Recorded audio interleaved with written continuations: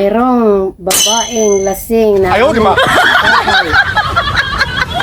Ganon. Ano nang nangyari? Nadulas.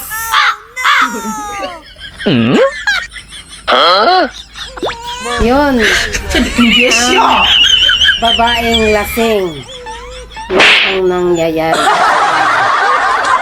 A few moments later. May tatanong ako sa'yo, may sasagot ako. Wala pa akong tanong. Wala akong sagot. Ito na yung tanong ko. Nasaan?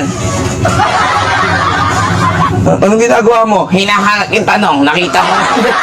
Sasabihin ko yung tanong. Sasagihin mo? Oo. Ito ang una kong tanong. Ito ang unang sagot. Ano ang pambansang hayop ng Pilipinas? Tatay ko. Hindi! Hindi tatay mo. Sino ka? Nanay ko? Hindi rin. Sino? Ang pambansang hayop ng Pilipinas ay nagsisimula sa letter K. Alam ko na. Ano? Kuto. Hindi. Wala sa ulo. Nasa lupa. Kutong luka. Hindi. May sungay. May buntot. Okay? Ha? May sungay, may buntot at kulay itim. Dingon yung kuto.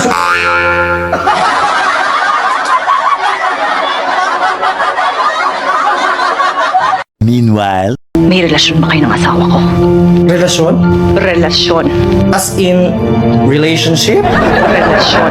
Querida Kapit number 2 mistress relasyon. Uy, Terry! Huwag mo akong materi-teri! Ay, sorry. Sige, kung ayaw mo tawagin kitang Terry, Ses. Terry yung Ses? Basta wala ka kaming relasyon ng asawa mo.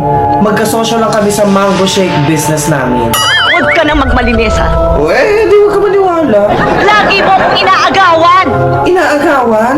Ayan o, tignan mo, pinagtirahan ka namin ng asawa mo ng mango shake. Anong ginagawa mo? Ano yung selling? Saan kayo nagpupunta?